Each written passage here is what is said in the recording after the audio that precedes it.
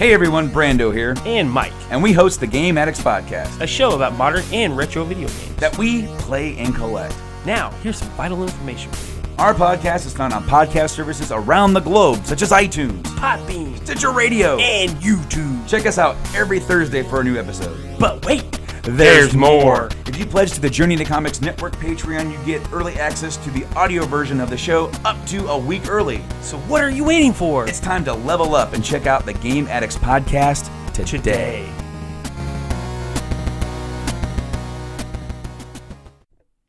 The following is a Journey into Comics Network production. Ladies and gentlemen, you're listening to Journey into Comics, the podcast about everything nerd, with your hosts, Nate Phillips and Brandon Stone. We've come a long way from the Prime Minister's exploding cake. Or have we? Ladies and gentlemen, welcome to another episode of Journey into Comics. I'm your host, Nate. Today, joining me, as always, my podcasting co-host, partner in crime, executive vice president of the Journey into Comics Network, Brando. How's it going, bud? Dude, I'm glad you're back. Same, man, same. And, I want to thank everybody for understanding that sometimes life happens, family happens, we have emergencies. And, it was very unfortunate. I didn't know when I would be back. I know people, and of course, you were obviously very, very professionally vague last week about what was going on. And, yeah, we won't dive into it. Let's just say we had a family emergency, a hospital visit and all that kind of stuff. But it was very stressful, very, very unnerving, even the whole week, very tiring and very stressful, to the point of where even on Game Addicts on their social media, I said indefinite hiatus because I didn't know. This has been, at that point, it had been days. We didn't know when I would be able to come back. And what I mean by that is, like, what does one mean by coming back? It's like, well, when you're under so much stress to the point where you really don't feel like you can give your all in a project or just in normal, just thinking about other things. You feel guilty about nerding out about things when things are not really at 100% going right, all well in your world. And that's how I feel. And when I can't give 100%, I don't like it. I feel like we've had episodes where sometimes it feels like we phone it in, and I always feel guilty. And I never want to do that. I never want to be distracted. So, with that's why I said indefinite, because I'm not going to put a timetable on it because you can't. Thankfully, things are starting to turn around and things are starting to go up. So I'm back this week on the show. It just so happened that you hadn't recorded yet, or you really hadn't solidified plans, because I had all full intentions of sitting this week out. But as it kind of turned out, it all works out in the end.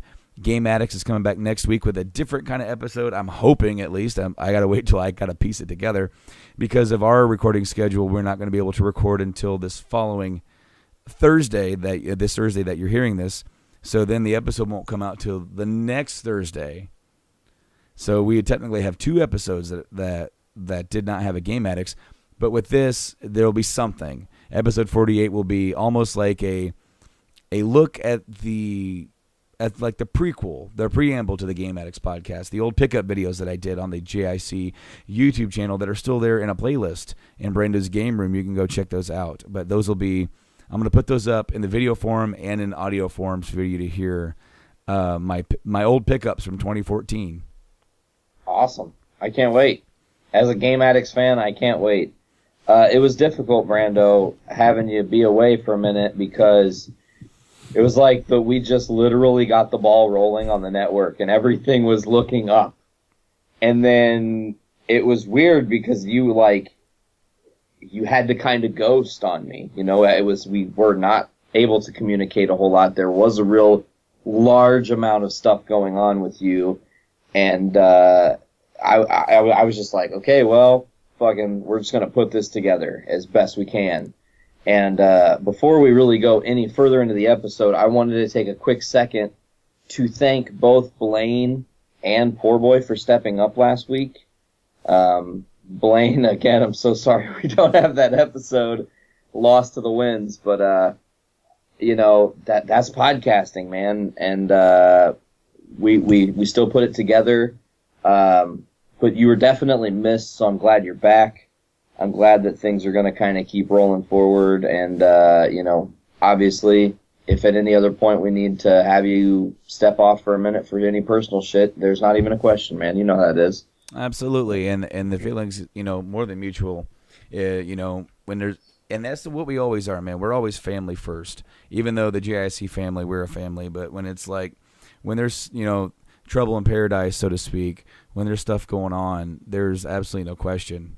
Like, go, man, you got to go handle your business. So, like as far as that goes, I want to thank you, and I want to thank Poor Boy and Blaine for stepping up and helping out a lot. And and even this week, it wasn't really supposed to be me, and I actively did during that week. I knew I was stepping away, and so I had to sort of force myself to be out of conversation. Because here's the thing: is that I have I had all the issues going on, but then I'm still seeing the updates from you guys, and it's like the want to just drift right back into that, forget and contribute and come back to it because I have such a passion for this. And that's one reason why when I told you the other day that I should be able to go back. Well, I guess originally I said next week I should be able to come back. And you said don't rush. And I'm like, no rush at all. I want to come back. The moment that the stress is alleviated from me enough to be able to do that, I'm back in this full bore. Because literally this is like something that it has almost overtaken this family's life. With all the podcasting that I do, and now all the podcasting that that she does, there are some, especially when I've guested on Podcastrophe, and then had to do JIC, and had to do JIW, and had to do Game Addicts, and then butt stuff. Holy crap! We were a lot of podcasts, dude. We were so busy that I think Monday was the only day that we actually were at home together. We had stuff going on, but a big thanks to everybody, and a big thanks to all you guys too for understanding and everything. And I know you guys do, but I am so glad to be back here to the show. I'm so glad to be back because Nate, we got stuff to talk about. Oh my God, do we have stuff to talk about, Brando? I'm so excited. We have stuff to talk about. I got a couple of articles that I pulled that we're going to start with. This episode is going to be kind of a winged episode. We got articles, we got some news. We're going to be shuffling back and forth. We're going to be discussing. We're going to be, maybe. I have video game comic news that actually are two things in one. Wow. Okay. So, later. Don't let me forget. So starting it off, we're going to go with some film news. Nate, did you know that a new Terminator is on the horizon? Yeah, and the chick that played Sarah Connor is reprising her role, I believe. Linda Hamilton is back to the franchise for the first time since T2. Since T2. And so this is Terminator 6. Okay. Now, the rights have sort of been all over the place as far as production companies having the rights because Cameron sold the rights in the beginning for $1 to get the movie made. As long as he was able to direct, and James Cameron directed the first two movies, which are arguably the best two movies out of this entire franchise. You can arguments can be made for and against the rest of the movies, in my opinion. That's something that foodies can look at some point. That'd be kind of cool to look at that whole. We will that whole kind of franchise. However, starting in 2019, the rights revert back to James Cameron. So he gets his franchise back that he created, that he dreamt up, that he may have been inspired by another author or TV show or something that ended up making him have a dream, that ended up making him make a movie about this dream. And then it became the Terminator. So he wants to do 3 movies, a trilogy that is like a full story, and then each movie can be kind of like enjoyed on its own. So Schwarzenegger is already tied in. We don't know. It's already been included in that he won't be playing a Terminator for once. But then with Linda Hamilton coming in, it's like, what? Then what are we gonna do? And now, as far as the script and everything goes, James Cameron is involved with the script. He also brought in some of his other partners that he's worked with over time. Also, the dude that David S. Goyer. Yeah, directed Suicide Squad. I don't know if Goyer directed Suicide Squad. No, David Ayer. It was David Ayer. Goyer wrote Batman Begins. He was also involved with BVS, maybe. And he was also yes, I do believe. And then there's some other movies he's involved with. He's involved. The guy who penned the Sarah Connor Chronicles TV spinoff for Terminator, he's involved. And so didn't that have somebody from Game of Thrones playing Sarah Connor? Was that Lena Headey? I think so. Yeah. Yeah, I think you're right. But so, and I never really got to watch that series, but I actually hear it's not bad, really. I kind of feel like I've heard that while it wasn't a complete masterpiece, that they really felt like it was one of those shows that ended way too early. Like they just ended up pulling the plug on it maybe after 2 seasons or whatever, when it probably could have went a lot longer and really grown. So Cameron got all these guys, and these guys have been working on the script and the story. And with Schwarzenegger involved, Hamilton involved, along with some of the original creative members, this is like, wow, this is what is going to become of this, right? So here's the kicker, because it turns out that they may be ignoring Terminator Genisys altogether. Really? Is that the most recent one? Yes. That was the one with the other Game of Thrones actress. Emilia Clarke. Playing Sarah Connor. Yeah. So, all right. I'm trying to. I read the article like earlier in the day, and I'm trying to find the exact paragraph, because now they're like the thought is that with Hamilton involved, with it ignoring Genisys, that this may be actually more a direct sequel to T2 and ignore 3 and Salvation as well. Which makes it interesting, because then we are dealing with a film series. And I don't know if I brought this up here or not. I might have. I watched this video that explained the Terminator franchise timeline, and there's like 3 timelines currently. So what we could be having here is a sequel to the original timeline. Ooh. Because then you have the secondary timeline, which you have the first and second movie, and then one would think that's the end of it. Yeah. But then the second timeline is Terminator 3, and then the Salvation. And then the third timeline after that is the Genisys, which goes back to the original story. So these sequels where you have the different timelines, there are different timelines that fragment off of like the original 2 movies still. So you have 1 and 2 done, 1 and 2, 3, and Salvation, and then 1 and 2, maybe 3, and then Genisys, depending, because we have actor changes, we have timeline. Yeah, it's weird. We don't. I don't know if Genisys keeps to the T2 Judgment Day cycle, but what we're dealing with is now with the new. It's going to get confusing unless they come out and absolutely. Kitty, we're trying to talk about the Terminator. Shut up. I don't know how much the audience can hear this cat, but this is the same cat that just lays out when I'm doing a podcast back here and I'm talking. He just back here, just mowing at the door, going, "You never let me in, but you might this time."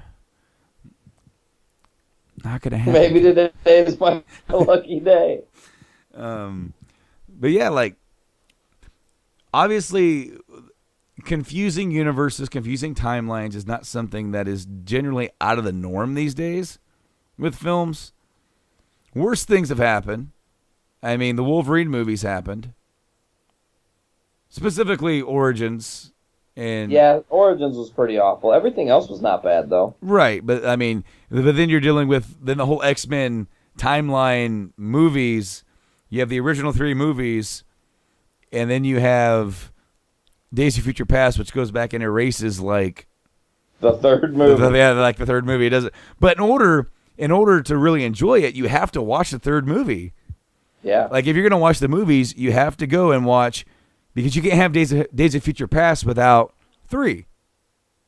But then it rectifies the damage that 3 caused. Yep. So it's this weird thing where you're sitting here watching this movie going, I don't like this movie. This movie sucks, but I got to watch this because if I don't watch this, then the other one won't make sense. Yeah, it's weird. But there's something about X-Men I was going to tell you, and I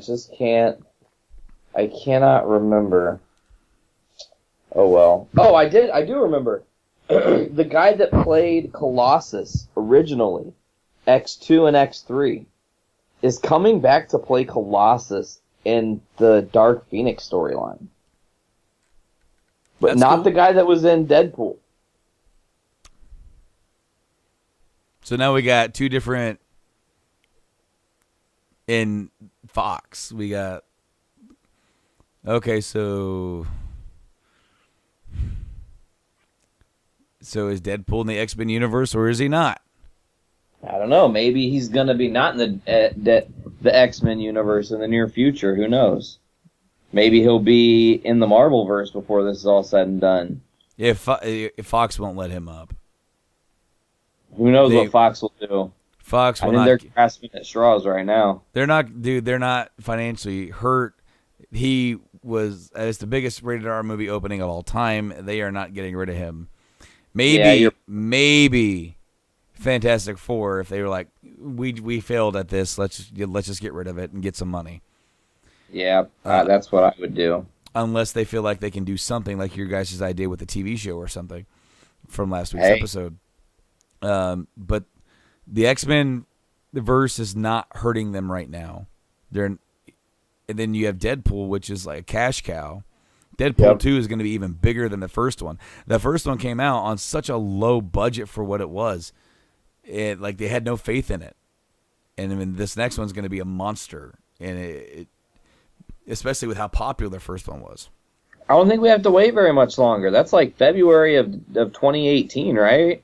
Or June of 2018. It's next year for sure. There's so many great movies next year. But we still have this year to worry about because we have Justice League stuff to talk about. Oh, yeah, dude. Early screeners. People getting to see the movie. I'm fucking jealous. I want to be that person. I know. We got medias. Yeah, we can talk about it and not talk about it until it's time to talk about it, and then we'll talk a lot about it. Exactly. And if we decide we're going to talk about it, we wouldn't talk about it while we were recording ourselves talking about it. This kitty is now up to like the bottom of my door with his paw sticking through, going, "Here's Kitty." Pet my belly. That whole seat. Well, okay. So apparently I have something playing in the background.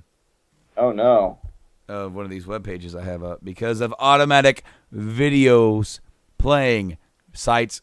Stop it. Knock it off. Stop it. Brando, real quick while you're dealing with that, last little bit of Marvel news. It seems that they already canceled the Inhuman series. It hasn't even aired yet. It will air. Don't get me wrong, they're not going to cancel it and not air what they've already done. But they are billing. Go to ABC series and it's only one season. So either it's got to really perform well, because it did not perform well as an IMAX movie, or the little feature they did where they put it in IMAX, it did not do well. It was a bust. And with that being said, like, you look at it, and they just said, look, let's cut our losses now. If people end up loving this show, and it turns out to be something fucking awesome, they can sign another season. They can say, we'll do another season, and that wasn't the complete series, and change their minds. But as right now, it just doesn't look good. It looks like they don't have any faith in this. And maybe they want to end up making it a movie down the road, too. Because I think some of the casting is brilliant. I just think that you don't have a great director. The guy that did Iron Fist is at the helm, and there's a lot of flack for his performance. And, haters gonna hate. If you got a bunch of people that don't like you, and, people are mad that you did Iron Fist dirty, don't do the Inhumans dirty is all I got to say. Now back to Justice League. Actually, I had one more thing for Marvel. Oh, sure. Kitty, shut up. But Ray, I wish I had a little squirt bottle. I'd squirt the crap out of this cat. You should get that. That's genius. So The Defenders is the lowest rated, lowest watched Netflix launch of a new series. Like, it is the least watched new series from Netflix. It's hard to say that because it's not really ratings here. No. It's weird because it's downloads. But you know what happened? And I don't think they really planned for this.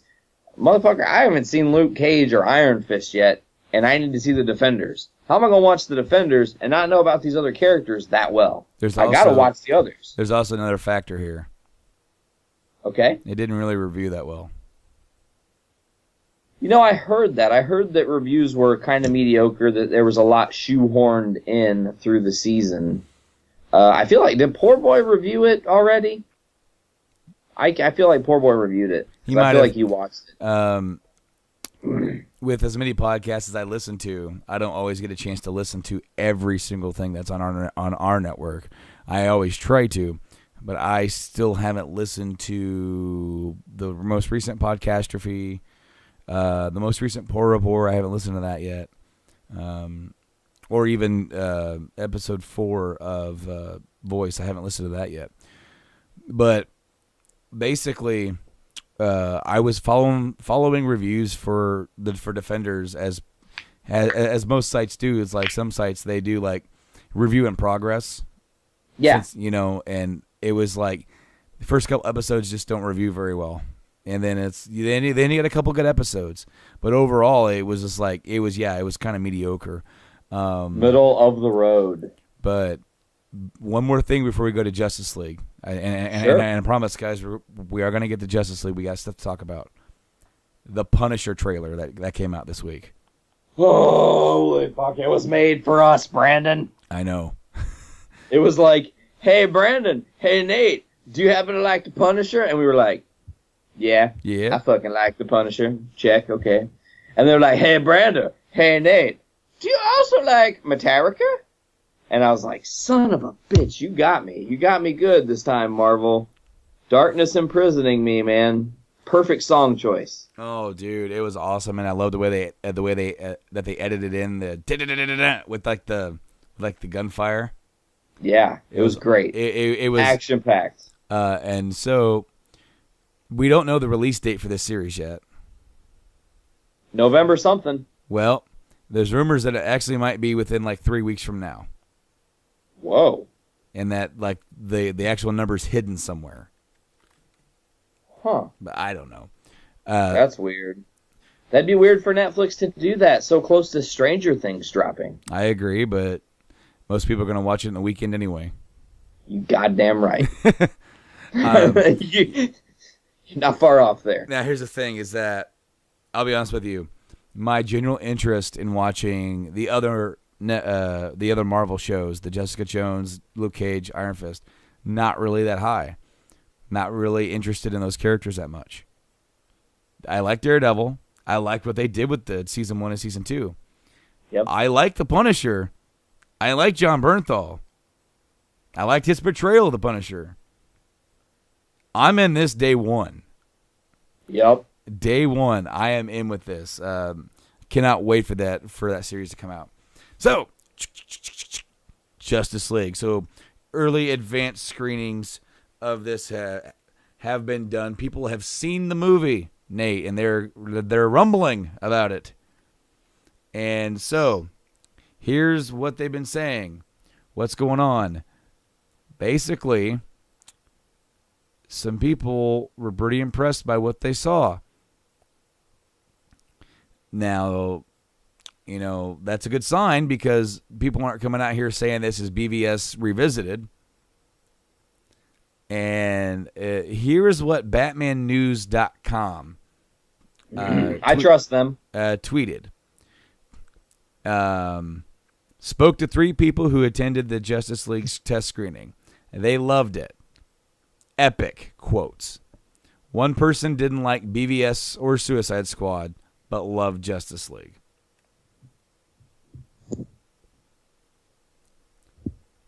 So, now, I've been pretty, my interest level has been pretty, I'm trying to think of the right word, meh for Justice League until the trailer that we talked about for San Diego Comic-Con this year, which blew my mind. I was like, I am ready for this goddamn movie. And which is why I was equally as furious with Marvel, because I understand that movie's a little bit further down the line. We don't want to put stuff in trailers that aren't going to be there, but I don't care. That's the thing. We don't need that. I don't need to see. In fact, you know what? I would like to see more things that are in trailers that are not in the movie. Just to throw me off. Hyped. Just to throw me off. Just to throw me off. I just be like, Dude, what? How many times do you see a movie trailer and you're like, I fucking saw the movie. I don't need to see the movie now. I saw the trailer. A lot of comedies. Lots, so many. Most of the funniest parts, are in the trailer. I don't like to watch comedies. I haven't liked to watch comedies for 15, 17 years because number one, I'm not a fan of this goofy kind of comedy that's out now. It's just not me. I kind of grew out of that. There's certain actors that I'm okay with it, but I don't want to watch them that much anymore. Like Jim Carrey. No offense to Jim Carrey. He's going crazy. Well, no offense to him. I mean, he's doing his thing, and he's got some stuff going on with Showtime. He's doing some series and stuff. No offense to him, and I think he can be a great actor, but just that style of movie, and that's not what now is completely doing, but it just seems like the modern comedies are just everyone's yelling. Yeah. No, I'm louder. Yeah. No, but I'm louder. It's funny because I know poor boy, he live tweeted the Emmys, and one of his most popular tweets was a crossover film with Melissa McCarthy and who else? Dave Chappelle. Dave Chappelle. I would not be in line for that because I do not like Melissa McCarthy in anything. Yeah, I know. You have a great disdain for her. I do. She's just she's like Roseanne without the charm. I mean, Roseanne. Okay. And even Roseanne, and not always she's not always peaking at 9 or 10. She kind of comes down here, and she kind of rests at a 3, where she's really uninteresting, but also big. But then being very condescending. But then when she when she rises to the peak, she can be entertaining with that because you don't see it all the time. But then with Melissa McCarthy, I just kind of feel like when you boil an egg and you crack it, it's that's the trick to that. I mean, or like a bottle rocket. Poof. Poop. That was so bland. Poop. It's kind of like a one-trick pony. And maybe I'm wrong, and maybe you could just lash away at me, but that's just kind of how I feel. That's one reason why I refuse to watch Ghostbusters. It's it really seemed like her character or just okay. Now this is me in the trailers. I have not watched this damn movie because I saw the trailers and went, no, Nope. Well, it kind of seemed like they were positioning her to be like the Bill Murray-esque wildish type character. Yeah. You know, and I'm just like she's not Bill Murray. She plays a lot of the same characters in every movie. The klutzy lady. If klutzy lady could be a term in the dictionary, klutzy lady would have Melissa McCarthy's face, just like, or like falling like, you know. Because it's weird because I liked her in The Heat, which is one of the few movies of hers I've seen, and then the next movie I tried to watch of hers was Tammy, which was just her same character as what she played in The Heat. Except for instead of being a cop, this time she was a poor chick. And I was like, but you're playing the same character. You haven't changed anything. Like, you're same voice, same style, same presence, same comedic energy like Chris Farley with your physical comedy of hurting yourself. Like, yeah, there's only so much of that a person can take. And see, and there's some characters, or there's some character actors, maybe, if you want to call them that they play that same character and is that same person. It's like, well, you know, how often do you see Walken do any other voice? And it's like Keanu Reeves in doing Dracula. It's like, oh, for where art thou, Dracula? I totally went to Romeo and Juliet because I couldn't think of a single line that he had, but he speaks at that same time. Oh, Romeo and Dracula. Oh, that's a great love story. Dracula. Still a better love story than Twilight. You know. Oh, I'm right here. Oh, whoa. Like, would you like a crumpet? That was random. How many lumps do you take with your tea, Count Dracula? You gotta understand what a crumpet is to know what cricket is. You know what I'm saying? Oh, yeah. Anyway, there's another Justice League news, dude. There's one more. Apparently, we got some characters being cut left and right from this movie. Apparently, they've been totally like downgraded Darkseid, probably to just being like mentioned or revealed. And it turns out maybe Lex. Apparently, there was going to be this whole side plot with Lex using Deathstroke to get out of prison, and then him sending Deathstroke after Batman, which is supposed to be the plot of the Batman. Okay. But I guess not anymore, because not only have they cut Lex Luthor from the movie, they've cut the entire script for the Batman. So that's up in the air. There was another character. Oh, Iris West got cut from the movie. Yeah. She got cut from the movie as well. So a lot of things happening with this movie, a lot of changes going on, more than what I thought, more than what maybe even you thought, Nate. With Whedon coming in. Whedon's not getting a directing credit at all. Also, I also read that Snyder is like not even worried about this thing. He's not even checking in on it. He's like he's making iPhone movies right now. And he's like, I'm just doing my own thing. That movie will come out. It'll do what it's doing, you know. So what Whedon's gonna get like a screenplay credit, screenplay by Joss Whedon. Even though he's doing all this extra work, directed by Zack Snyder, to an extent, Kinda. But I mean, this movie's going to be a interesting thing to dissect because when we go to watch this film, we're going to be. I know me and you are going to be doing this. We're going to be eyeing to see what's Snyder and what's Whedon, and can we tell? Yep, the whole movie. or like before, are we going to be able? Is Sweden going to be able to blend the Snyder style with this style that he's trying? Obviously, he's trying to come in and help finish the movie, so he's not going to come in and make his Justice League. He's going to make decisions. He's in charge of the project at this point. I would assume. So he's going to make decisions based upon what he feels like needs to get done.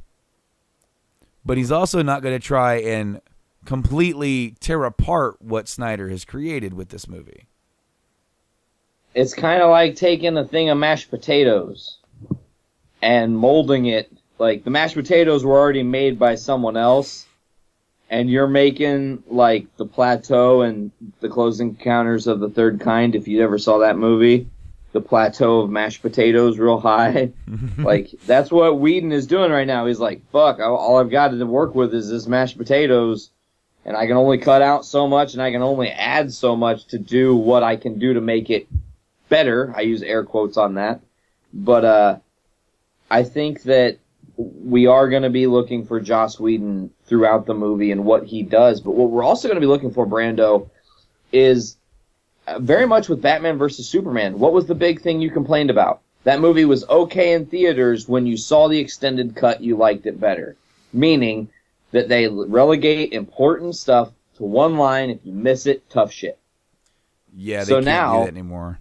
Whedon has to go through and cleverly find out where to edit out Superman's mustache.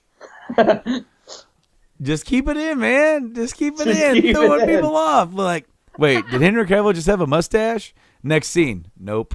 Scene after that. Mustache is back. That is Senior Batman. Senior Superman. Can you imagine if Batman had like this badass mustache and we're like, wow, cool mustache, Batman. And then like the next day, Bruce Wayne's like, nice mustache, Mr. Wayne. Oh, yes, I know. I've been working on it. It looks awfully familiar. Although, why is it cut like a bat, Bruce? What's up with that? Well, you know, I always thought that Affleck's chin was going to give him away, but apparently not. No, I don't think it did. That's so weird. Everything is so weird in the DC universe, Brando. I know. It's like everything's on his head. We don't know what, you know, the rumor is John Cena's playing Shazam. The Rock's playing Black Adam. Yeah, I know. Man, we're going to get the third WrestleMania match on big screen. WrestleMania 35 happening in Shazam. It's going to be interesting to see how things kind of play out. We also have Star Wars coming out this year. Oh, yeah. So excited. Super stoked. Same. And apparently that has also been early screened. I kill a fool. Well, people are liking it. They also say it's different. Okay. And they say that this isn't just Empire rehashed, so rest easy. They also said this movie is going to be divisive. Oh, and it's going to split fans. Interesting. Now the rumor is that they may be changing something within Jedi lore. Okay. Basically making it where the Jedi maybe aren't the saints that they've always been perceived. They've been hiding something dark. That's the rumor. Of course, people might have their brains explode over that. Now, Nate, I mentioned while I was in my Exodus that there was something I wanted to talk about when I came back, and I've been watching several theory videos, and this isn't necessarily a theory. It is because we don't know if it's true. Some dude has been getting information from an anonymous emailer. Okay. And this emailer has been accurate. Okay. So, bear with me here. Sure. This has to do with the origin of Snoke. Of course, Snoke is the sort of the Palpatine of this new trilogy, the figurehead in the shadows, the guy that's pulling the strings. COO of the First Order. Yes, exactly. Also, remember those words, First Order, in this. So, who is Snoke? We've often wondered. I've heard a whole theory about how it's Mace Windu. Interesting, but I don't think so. Nah, no.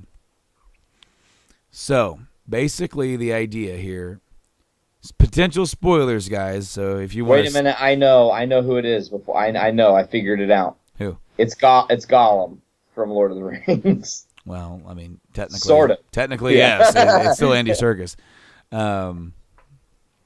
That's all I got. It's also like Planet of the Apes, right? Oh yeah. He's Caesar in Planet of the Apes. He's also I can't remember his name. But he was in Age of Ultron. He's a Black Panther villain. Oh, shoot. Claw. Yeah. Ulysses Claw. Yes. I don't know why I couldn't remember Ulysses. It should just be a common name that rolls off my tongue on the day-to-day. So, Snoke is a Sith from the Old Republic. Ooh. That was in hibernation. He's like a Force vampire. Okay. He sucks the Force out of you. He feeds off of it. Okay. Okay. Okay. So if this was a Old Republic Sith no one knew existed, Snoke, Sith no one knew existed. What's the E? Oh, no, wait. Never mind, I got it. All right, man. Existed, bro. Snoke. Yeah. All right. Spelled out. So what we're looking at is a potential villain from the Old Republic days. Here's also some extra theory. Snoke started the prophecy about the Chosen One. But it's not real. He started it to get the Jedi to keep the cycle going. That way more people got found, more Force users for him to feed off of, for him to stay alive. Love it. Now, if he suddenly he's entombed or whatever, he's feeding off the Force, right? Now imagine something happens in that is so impactful with the Force that it wakes him up. The death of Anakin Skywalker.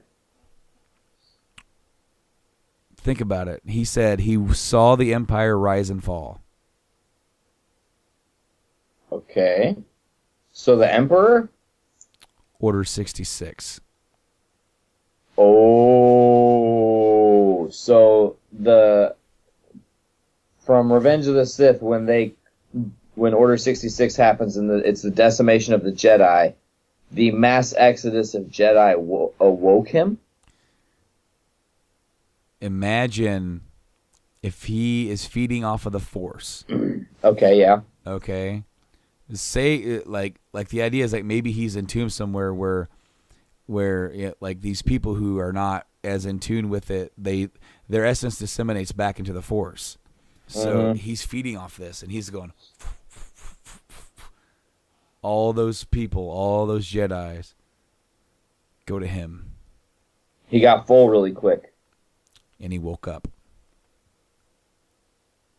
But that means he's been around during the Empire. He's been in the shadows. Yes. Whoa.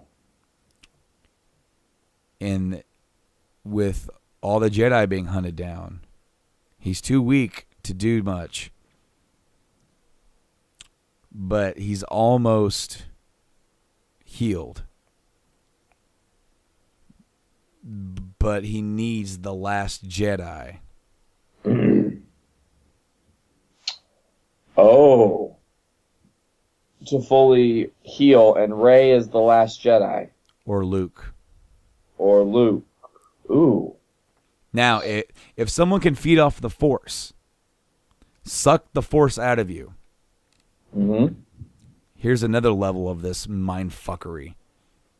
Sure. He would be able to absorb the energy of a Force ghost. With a Force ghost existing within the Force, right? They have returned to the Force. They are one with it. If he's think of like Legacy of Kain Soul Reaver, where he like sucks the souls. Yeah. Imagine if he killed forever Obi-Wan or Yoda. Whoa. And they're gone from the Force. Their essence is eliminated. And he absorbs their essence, their power. I don't know. This whole stuff was like, man, I like it because check this out. We have this villain that has ties to the Old Republic. When Disney bought Lucas and got Star Wars, they axed all of the extended universe. All the other books, all this other stuff that has been going on for years, pissed a lot of people off. There's one thing that remains, and that's the Old Republic. That's because the Old Republic MMO is still going on right now from BioWare. It hasn't been touched. That is still canon. The 2 games prior to that, Knights of the Old Republic, 1 and 2, and the books that coincide with that are canon. We could potentially, after this trilogy, get an Old Republic movie or set of movies. A prequel set? A prequel That would be set. amazing. Because Meaning we would get Darth Revan? Revan? Revan. Potentially. I would pretty much cream at the idea of telling Revan's story on film. It's an amazing story. People who have no idea what to expect in those movies would just that's a twist that was just done so good, so well. I mean, basically what you're doing is that the main character of this story, your character, is the Sith Lord that was usurped by his apprentice, Darth Malak. And in the game, no matter which path you decide to do, it fits. You don't remember who you were, but you know who you were. So do you go, well, you know what? I don't care who I was. I am who I am now. I'm going to go stop Malak. Not for the Jedi, but for myself. But also for the Jedi, for the good of the galaxy. Or you can be like, bitch, I was Revan. I am Revan again.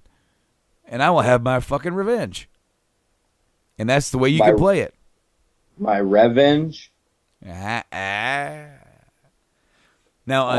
unfortunately, KOTOR 2 was never officially finished. Really? Yeah, LucasArts gave him less than a year of development time for that, maybe a little bit over. Wow. And Obsidian asked for more time, and they said no. So the ending of that game is very abrupt, and most of KOTOR 2 is amazing. And then you get at the end, and you're just like, huh? But you don't play as Revan in 2. You play as the Outcast, which was a Jedi who left the Order with Revan and Malak. Basically, Nate, the quick terms here is that the Mandalorians were starting to attack Republic, the Republic colonies. Yep. The Republic asked the Jedis for help, and the Jedis are like, we're staying out of it. And Revan was like, we serve the Republic. They need our help. And the Jedi are like, you will do nothing. You go, you are gone. You are no longer a member of the Jedi Order. So he gives them the finger. Malak goes with them, and then some Jedi go with him. And they go, and they fight the Mandalorians in the Mandalorian War. And that ends up leading to the fall, to the dark side. But you play as the Outcast character. So Revan is now missing in KOTOR 2. Whoa. and the Jedi Order at this point is in shambles. After KOTOR 1, some events happened that make it to where no matter how you played the game, it's still in shambles. So either something happened because you were good, or something happened that you were bad. And you were looking for love in Alderaan places. And all the Ron places? Alderaan, yeah. Alderaan. Okay, because at first I thought you said all the Ron places, like all the Ron Weasleys. Yeah, Ron Weasley. But dude, I'm so excited. For that. I'm so excited for the Last Jedi. I'm thoroughly excited that JJ is back. I know that some people are not. I'm pretty happy. I know that JJ was not excited about some of the changes that Rian Johnson made. So we'll get to see how that kind of affects it. JJ in this instance to me was like Old Faithful for them. It was the safest bet at this point for keeping this movie on track and not having it get delayed.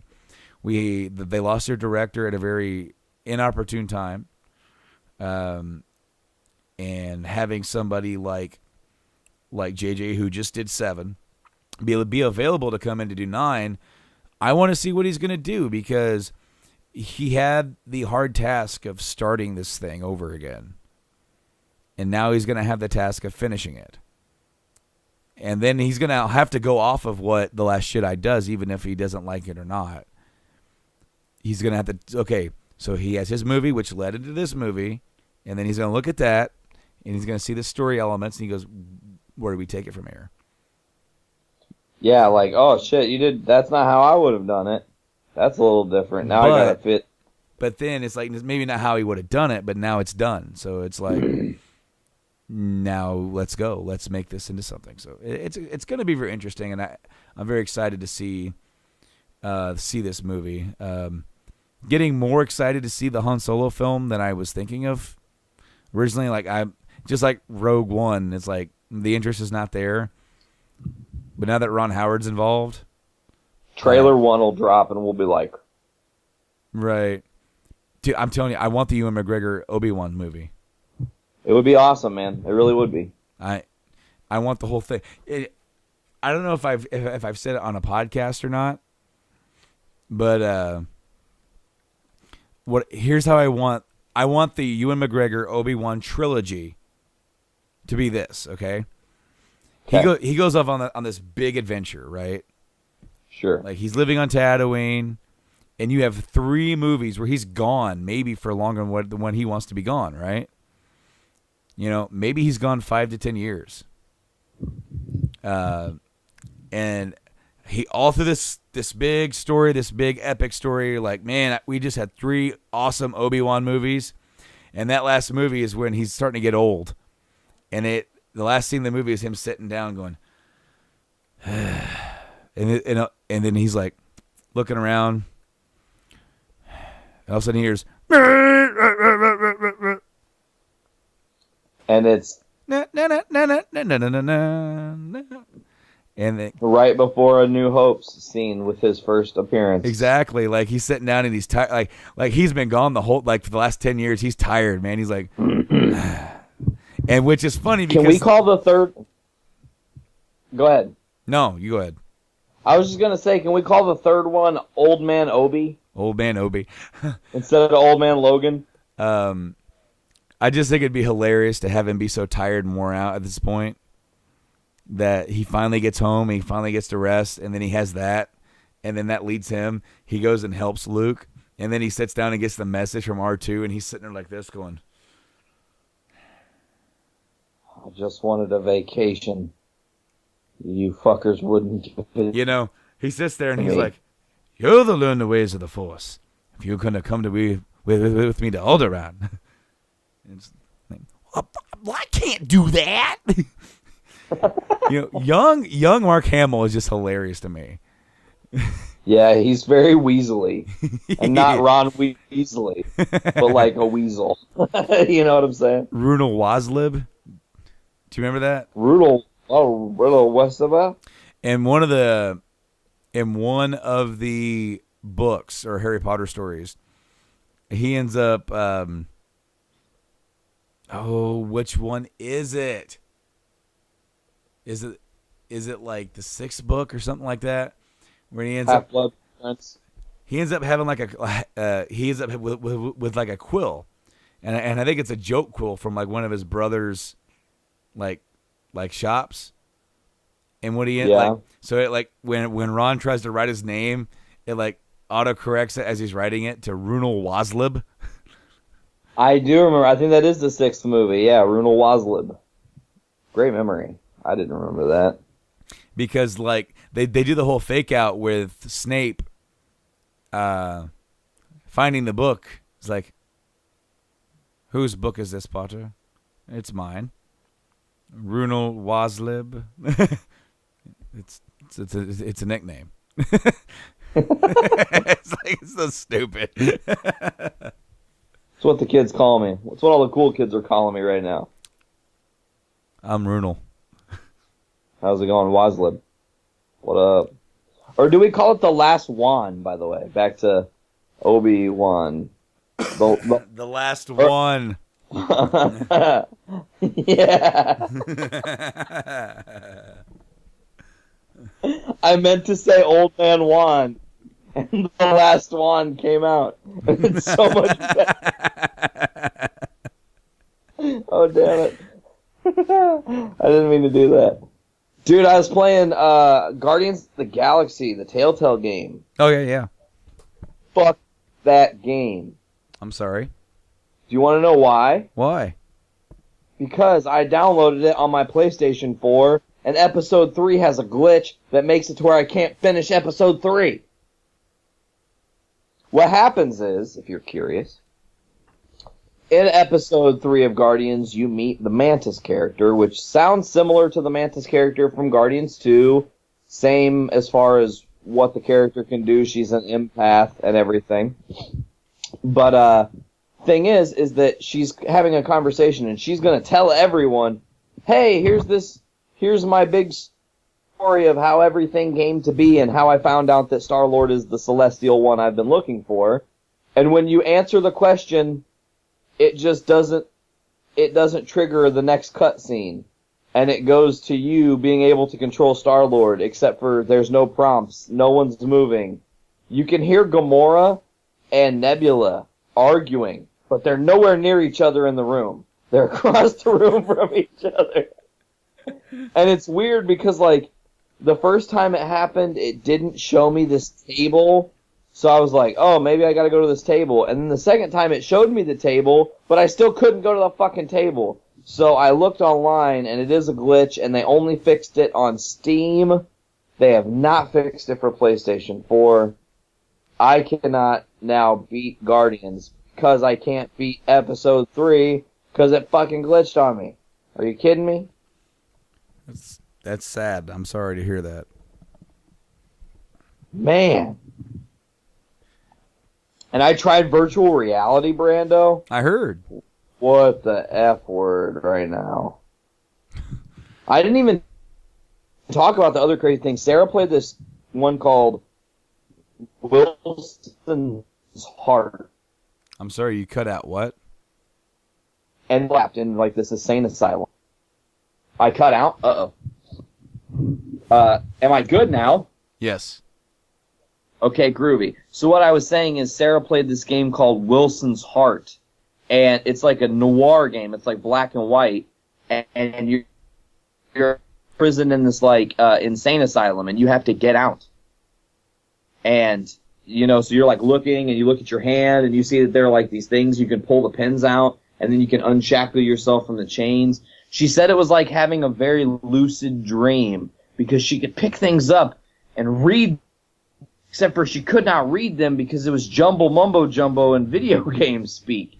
So it was like very out of body, you know, like she thought she could read the door, and the door didn't say room 1497. It said blush left of happening.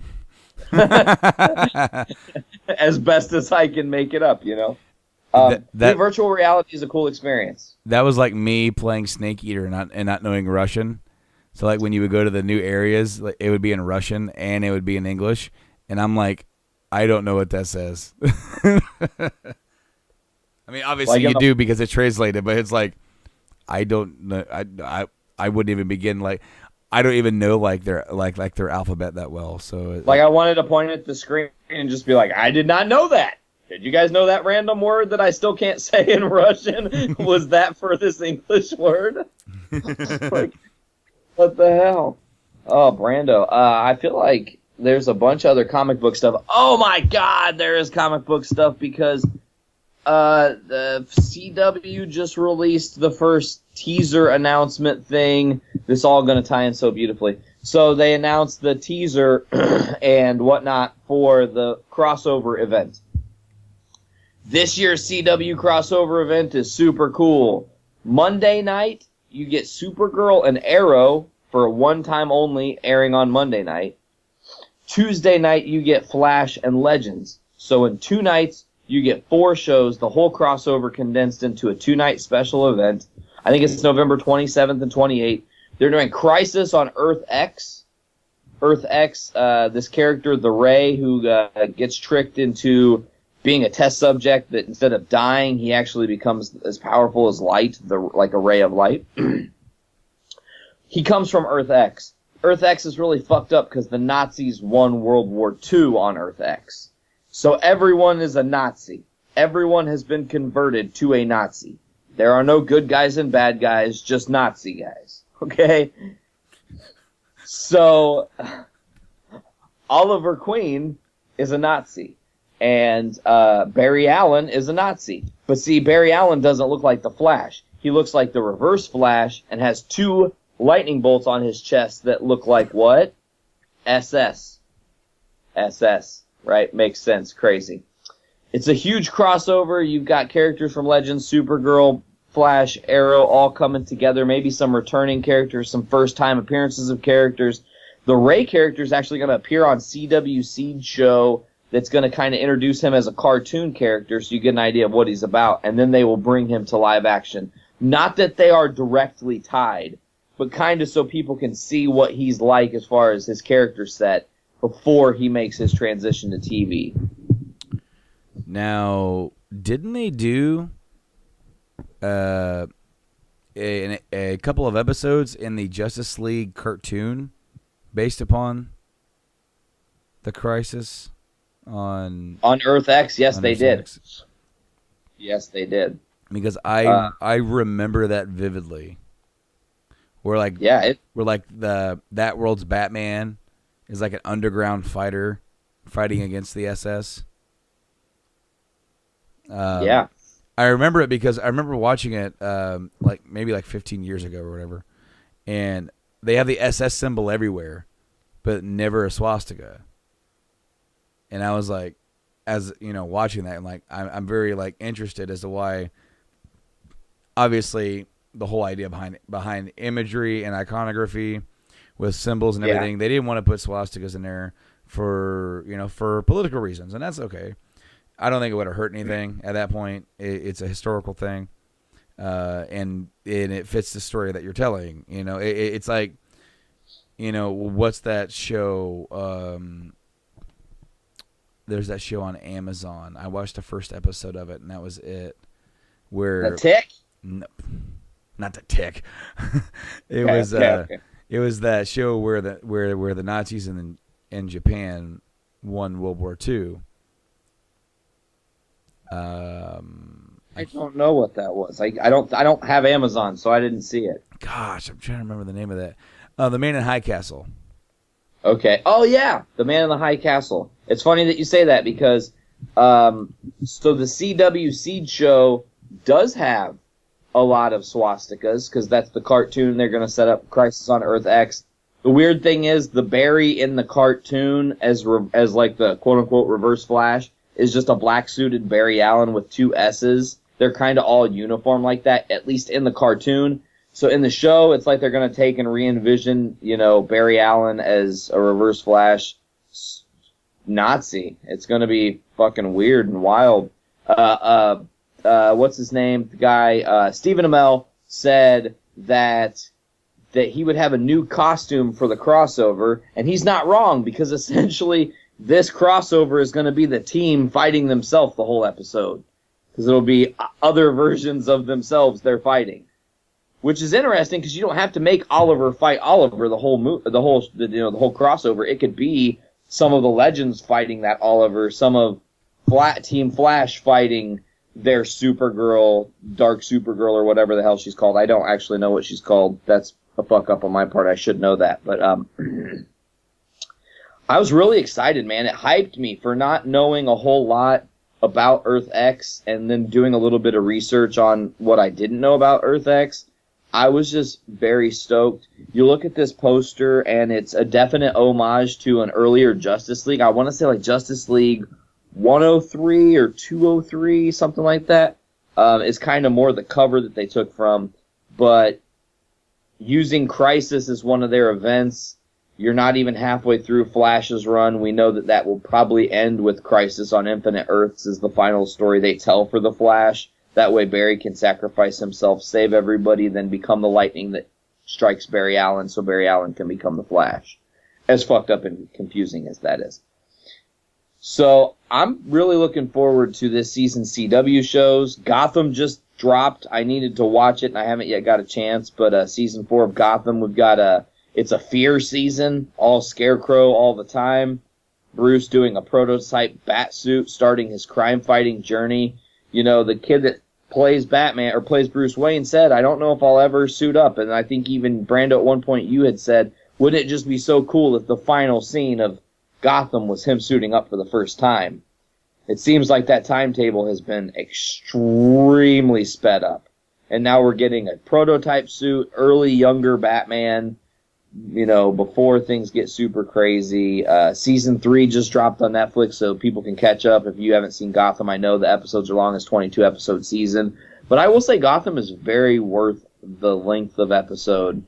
But Brando, we're not too far out also from Walking Dead. That's awesome. Did you read the comic yet? Did 171? No, I listened to your review. I mean, yeah, that's pretty much it. I downloaded it to read and then never got around to it. Did you notice that we have 2 series in the DC television world that take place before that set series, like, iconic character becomes who they become? Okay. And they're both named after after a place. Okay, so you're talking Gotham. In Smallville. And Smallville. Weird, Brando, that you bring that up. I just started Smallville this week. I started the first episode, and I was kind of jamming on it. It's really kind of hokey and hard to watch because the effects don't hold up. But so far, the story's holding up, so I'll see if I like Smallville. Maybe I'll get hooked on that shit, too. I actually did watch just a little bit of Smallville back in the day. Not bad. I enjoyed what I watched. Yeah, man. It was good. I was going to peruse the headlines. I feel like I had another thing I wanted to bring up to you, and my brain is just not working right now. What am I looking for? Oh, dude, are you really hyped on Thor Ragnarok, by the way? Probably more than I was the other 2 Thor movies. Yeah. Me too. I feel that way too. I'm like jazzed to see it. And I'm also like, as you said, like the first 2 movies were good. The second one is kind of unmemorable. Like Thor: The Dark World, I've seen it twice and I still don't know what the fuck happened in the movie. Like, and maybe that's just who I am as a person, but I know all the other movies that Marvel did, and it's actually interesting. I remember like the beginning part of the second Thor movie when he's like, when they have Loki and they have him locked up and all that stuff. I remember that stuff, but after him like going with him, I don't remember that stuff. Like, yeah, it is a pretty like unmemorable film. Oh, wow. Here's an interesting thing, only 4 hours old, Brando. It looks like they say Justice League is estimated for a $150 million opening for weekend at box office. Now, that doesn't come out till like November 18th, I think, or something like that, November 4th or something. It's weird because Thor comes out so close to Justice League, you know? This is like one of the few times they went really, really head-to-head. Last time we thought they were going to go head-to-head was the Civil War BVS thing. And the BVS got pushed in favor of other things. So, just to kind of go back to Justice League. Today that we're recording this is Batman Day, Brando. Happy Batman Day. Wow. I'm wearing... We totally just jinxed each other. Yeah, you pinch poke, you owe me a Coke. Batman's my favorite. That's all I know. I don't really have any other headlines, Brando. Where do you want to go from here, my friend? Well, I bought a new old game. Okay, what's your new old game? Okay, so Sony at Tokyo Game Show, they announced that Final Fantasy IX was coming to PS4. Sweet. And this is the Steam version, the iOS version, that got remade, and it got released for $20 for the first week until the 25th, which is too late now, guys. Sorry. It was on sale for 20% off, and I picked it up. They have kind of like added some effects. As far as like they kind of they remastered the character models, so they look really damn good. Because FF9 looks up like it actually holds up graphically. Well, yeah, because that was right when PS2 had already come out, so they were running on all full steam ahead, right? Dude, FF9 burned up PlayStations like PS1s. Yep. FF9 killed them, killed a few PS1s like in its day. But I replayed that like. Maybe like 4 years ago, and I felt like it graphically it looked pretty damn good. And the only complaint that I have so far is that in this newer version, the character models look so good that the original like drawn background art for your levels look like shit. Looks horrendous. It's not horrendous. Noticeably bad. Okay, noticeably bad. It's just episode title. Noticeably bad. Well, I mean, it just does, and it's unfortunate because I really feel like that's something that FF9 really excelled at was having really good background art, and then the character models were just like really decently good. Not really like, you know, if they're able to keep the same quality in their remaster with the background, it would have like this game would almost look like a modern day game. Yeah. But I mean, it is FF9. I bought it for two reasons. One, to have it accessible on a higher res TV. Even though I do have my options, I have PS TV, I have the Vita. You know, I have the PSP. I have ways to play this game. I'm not hurting for ways to play this game. The second reason was because we want to stream at some point. We're trying to get that going for the Game Addicts and easy stream setup. It's on PS4. I'm streaming. Yep. So we don't have a way to stream our older systems yet. So this would be a guaranteed way to stream 9. Would be just to stream the PS4 version. And I picked it up. I fired it up and was playing it, and it takes me back. It's one of my favorite games of all time. Awesome. So you're happy with your purchase? Oh, I mean, yes. Even though like the second thing out of my mouth was like a derogatory thing towards it. FF9 is it gets lost in the shuffle because of the launch of the PS2 around the same time. It does get lost, and people don't think about it. You know, it came out right before 10, and 10 overshadows it unnecessarily. I kind of feel like, in a lot of cases, 9 is a much better story. It definitely has way better characterization, and it definitely has really good localization and a good translation. You feel like you're in this living, breathing world when you're playing 9, and 10 was the first one with voice acting, so it was like at a whole different level of a game. But 9, it comes after 6 and 7, so then it's got to live up to that, and then it comes before 10. So it's in this little zone of where people just kind of overlook it a lot, I feel, in favor of these bigger like generational gaps. Seeing as how when you were on the Super Nintendo, a lot of people played 6, and that's their favorite, or 3, if you're in America. But then the PS1 era, it's 7 a lot of times. That was a lot of people's first ones. And then you go to PS2, 10. So, some people, 9 was their first game, but it's less than what 7 was, because 7 was so big. 7 was the first time that Final Fantasy sold better elsewhere than it did in Japan. Yeah. So, love 9. And then also, you got to think about kind of the cult status of 8. It isn't maybe a most perfect game, but, I think that 8 had this unlucky disposition as well as 9, that, it came out right after 7, and you got to live up to that hype, and nothing can. No, but I honestly feel like 9 is the game to follow up 7. 8 is good for what it is. I really enjoy 8. A lot of people don't enjoy 8, but I do. But 9, it succeeds in so many ways of being not only just a great Final Fantasy, but a great game. You don't happen to have an extra set of Final Fantasy 9 disc only, do you? I do not. I actually had to repurchase 9 on disc about 10 years ago.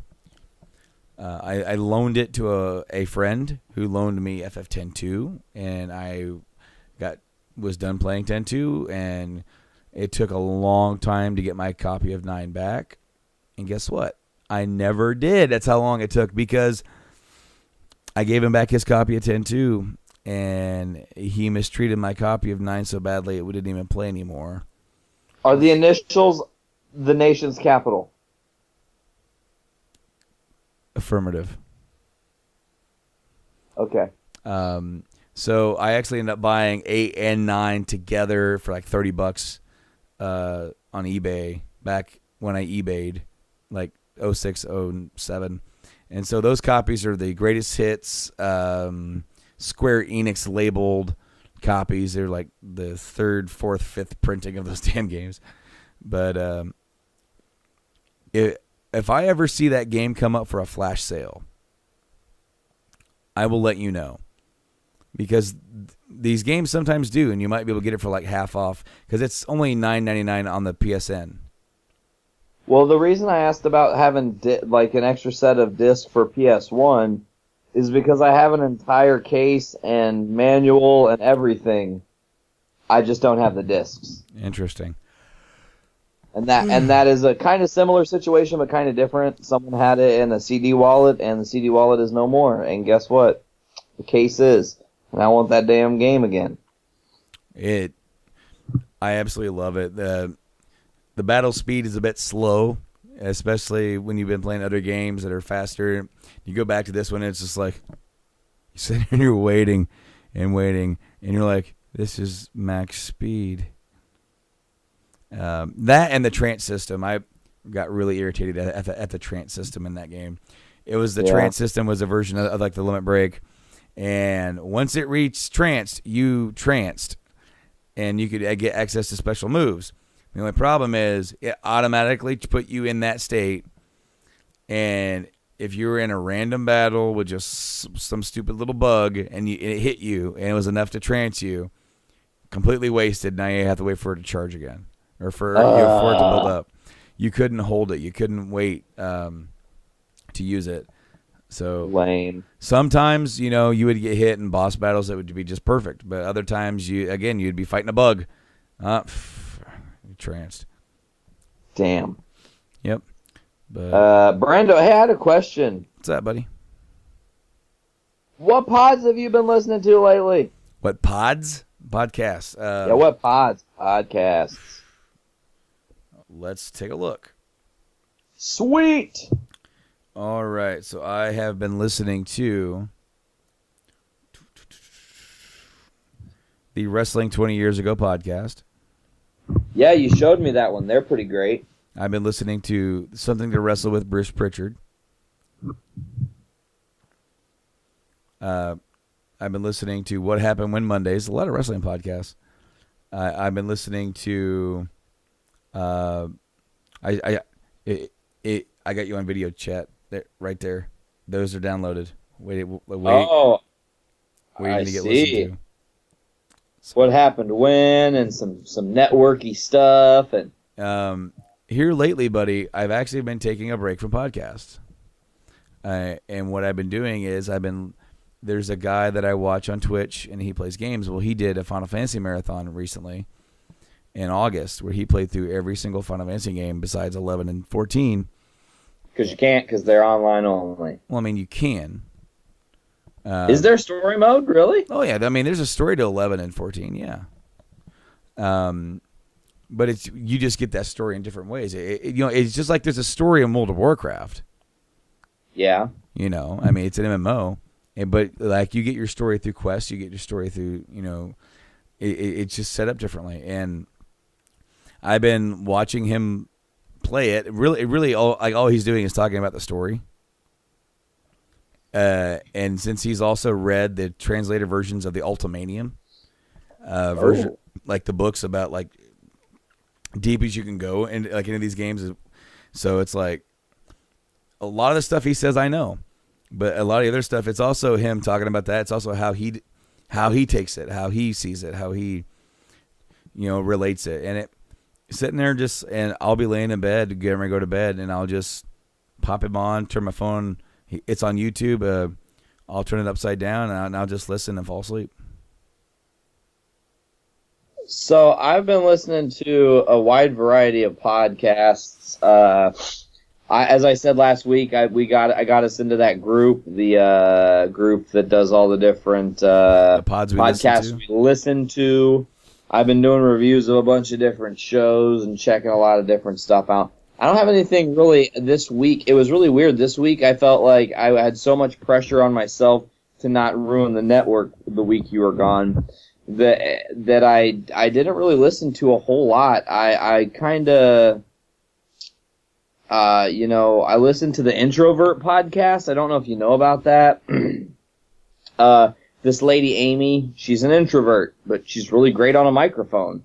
So she just talks about her life and not leaving her apartment a lot and just like life as an introvert. It's different. It was good. But, in not listening to a lot of podcasts, I had to focus my energy on like, what do I do also? And I think we should announce it here, Brando, because something really huge happened for Journey into Comics. It also happened for Game Addicts podcast. And the way this all went down is I feel like... Do you remember that point in time when I was getting overcharged on Podbean for like a year and a half? Yes, I do. I feel like they finally... I think they finally were like, "Oh shit, let's say sorry to this guy in the nicest way possible." I will say I tried to let you know about that. I even told you to look into it. Yeah, I Then you never did. No, of course I didn't. I didn't know any better. I was like, "Oh, it's podcast, whatever. It's doing its thing. It's automatic. It'll pay for itself." I didn't think I had to change anything because I didn't know how that all worked, but now I understand subscription-based service. They're going to grandfather you into whatever price you originally went with, even if they charge you less in the future. But I reached out to the hostess with the mostest, the Podbean, and I said, "Hey, we've been doing this since January of 2014. We've done 150 episodes." We, at 150 episodes, decided it was time to fucking grow this thing even bigger and start a network. Within that network, we now have 8 shows. One of our 8 shows is our darling show, our sister show, the Game Addicts podcast. They have their own RSS feed, but it's also still a part of the same network. We're special that way. You guys are. You're the archetype of what I think the future of this network might eventually become someday. Shows across the board with their own RSSs that can be found on our network as well. But I reached out to Podbean and I was like, hey, it would be fantastic if I could figure out what I have to do, what kind of submission process to like be considered to get featured on Podbean, you know? When you go to podbean.com, it's the first thing you see is their featured Podbean pod of the week. And then when you go on the app, it's the same thing. Their featured pod, boom, it's right there for you to see. And, you know, sometimes it's stuff that is educational. Other times it's audio dramas. One thing I recently learned is there are so fucking many of those true crime drama podcasts. It's unreal. It's like that show, that podcast Serial came out, and then everybody was like, fuck, I gotta copy that and do something not necessarily exactly like that, but telling of true crime tales across the nation. But to not drag this out any longer, I reach out to Podbean. I say, I want us to be featured. It would be really special. It means a lot to us. We're getting ready to hit our 4th year. And when they got back to me, Brando, they're treating us real nice, I think, you know? So I got an email from their head of communication through Podbean that said, hey, we put you on the schedule. Journey into Comics Network is our featured channel for the first week of 2018. And I was like, oh, holy shit, that's great news. And then the news got better because they said, look, we almost put you guys on Game Addicts as well for that same week. But we're going to give them their own week the following week to hype up the channel. And to get some people who maybe haven't been listeners to our stuff before finally tuning in. It's kind of great because it's like 4 long, hard years of hard work for the podcast and building it, and it's going to have a moment of culmination where we're going to be exposed to a larger audience. So get in while it's hot, folks. Tell all your friends before we're too popular and you can't talk to us like we're regular people. Wow. I say that in jest because, you know. I'm too popular to talk to you small folk. So what did you think about that news? Dude, I mean, it's awesome news. It's hopefully going to bring a lot more eyes to what we're doing. Obviously, you know, we have a schedule with shows that are released. Sometimes we have weeks that are more busy than others.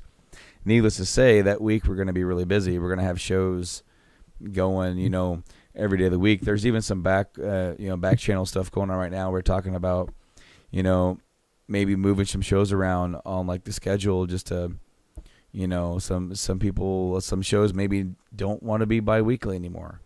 That may be happening in the future. So I'm very excited. And thank you so much for including Game Addicts in that. You know, I told Mike about that and he was really excited. And so we're going to try and plan something pretty big for that, for Game Addicts as well. Well, man, you know, first of all, I couldn't just throw out JourneyIntoComics.com and say, hey, we have a network, we have 8 shows, but you can only get 7, and just leave it at that. I had to champion that Game Addicts was very integral to what we do here. Mm-hmm. Because very much like this is my main outlet for talking about comic books and nerdy shit and video games and stuff, Game Addicts is your main outlet to talk about your prime love. Yes. You know? And you have done so much for the network, and obviously, like I said, and you know that Game Addicts is a part of the network, so it didn't even seem like a question. The only way I would have done the deal would have been if you guys were involved in some way. And if they would have just come back initially and just been like, hey, we'll do a feature on Journey into Comics for week 1, I would have said that's great, but is there any way we can include Game Addicts somehow?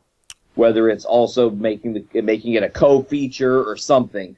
Lucky for me, they fucking read my mind. I really do. I think they probably pulled up their file and went, shit, this fool was paying us $10 a month extra for like a year and a half. Treat him like royalty, you know. At least give him this, maybe he'll shut up. I mean, if they took that money that I extra paid them and invested it in themselves in their stocks and made money, I mean, it's pretty easy. Look into my eyes, it's easy to see 1 and 1 makes 2 and 2 and 1 makes 3. And it was destiny that they could be rich with my $10 extra a month that they, that's probably not true at all. But no, it was an opportunity I thought that we had to take. I've been trying to get out there. Obviously, folks, this is something I want to stress before we end this week. I really do want to stress how important it is for us that people get out there. And if you're listening to the Journey into Comics Network, if you found one of the shows that are your bread and butter, you like butt stuff, you like foodies, you like Podcastrophe or Poor Rapport or Voice of Survival or Journey into Comics or Journey into Wrestling or Game Addicts, whatever it is. If you like us, please, if you have an Apple account and you have an iTunes account, give us a 5-star review. Write a little thing that says nice things. A lot of people have been doing it as of late. Our number has been increasing, which is good because it just allows us for better visibility. With that being said, you can also follow us on all of our social media sites at journeyintocomics.com. You can check out all of our different shows. If you go to the actual journeyintocomics.com, not on a mobile, and you go on your desktop, or if you choose not mobile, if you have a Google smartphone, you can actually see a sidebar, and on that sidebar is all the social medias for all of our shows. Journey into Comics, Game Addicts, Foodies, Journey into Wrestling, Butt Stuff, Voice of Survival, Podcast Report Report. It's all there. Go there. Check it out. If you don't want to go to journeyintocomics.com right now, you're busy, you're doing something else, you're listening on, let's say, iTunes or Stitcher or Google Play Music or Overcast or Podbean. If you're listening there and you don't want to go on your Facebook, type in Journey into Comics Podcast up in the search bar, find us on Facebook. Go on Twitter, search JIC Network, follow us on Twitter. Go on Journey into Comics on Instagram, follow us on Instagram, we'll try to post more, I promise. Obviously, the most important thing, everybody, if you haven't done it yet, become a patron. We're doing extra content, we're doing a bunch of extra stuff. Brando, I actually found some lost tapes that were talked about on Voice of Survival Episode 3 that we could put as exclusive content if I can convert them from a VHS. Oh yes, it's true. To a actual file, and I actually have the technology to do that. I have a VHS converter. So that is very possible that in the future people will be seeing some classic Draxus footage. Now, was that us playing in the living room? Nope. Skate rink show. Oh, you have that. So you found the skate rink show. Guess what I also found? The Rise of the Phoenix video with missing footage. Yes. Because someone stole the fucking camera. Oh, dude. That'd be so funny if we went back and added the missing footage now. Tony now doing his parts because he's the only one that didn't get 10 years later, he's just like being Tony. That'd be great. Shit. And then, like, he looks so much different and so old. And then we have the scenes of us playing, and he looks like pretty young again. It'd be really funny if we added at the very end of the video, he went and visited, like, every member of the band's grave that's next to each other. But he's the lone surviving member, and then he just, like, puts a little note that says, "Finally did it. I finally buried Draxus." You know what I'm saying? Because that was always a long-running gag. This is a little bonus Voice Survival. Folks, if you haven't yet, listen to Brando and I's Voice Survival Episode 3. It's like Journey into Comics, the prequel. Yeah. But I don't really have anything else left today, Brando. Is there anything else for you? Not at all, man. I think I'm good. Had a good time sitting back and talking. It's really good to sit back and relax and get back to podcasting. I'm really glad you're back, man. You were definitely missed. I know it was only for one episode, but it is definitely a noticeable change as far as tonally for everybody, you know. Everybody in the network that kind of had any priviness to what was going on within the situation or knew that you were taking a break were very much in tune with me and communicating with me and making sure that things were handled accurately and aptly, and nothing was missed, man. We got everything on the ball, and this episode will go up on our to our patrons, probably tonight or tomorrow, and then Monday will drop, and then the week will start again, and we'll have new poll report this week, and a new foodies for sure, and possibly a new butt stuff, who knows, and maybe it looks like there's going to be a Game Addict special, so it seems like we might be back to business as usual this week, and that's a really great feeling. So, like I said again, I'm glad you're back. Thanks to Blaine and AP, and thanks to Veronica, and thanks to everybody that reached out, while you were away. I'm glad you're back, and I can't wait to do many, many more episodes in a row here before either one of us has to take an extended break. I agree. Looking forward to many more episodes, looking forward to more conversations, looking forward to getting back to business as usual. Hell yeah, my friend. Well, I guess that's going to do it for this week's episode of Journey into Comics. This is episode 158. I don't know what we're going to call this. We'll figure that out when the Journey into Comics. I have been your host, Nate. I've been Brando. And please, as always, fill your brains with shit. Later.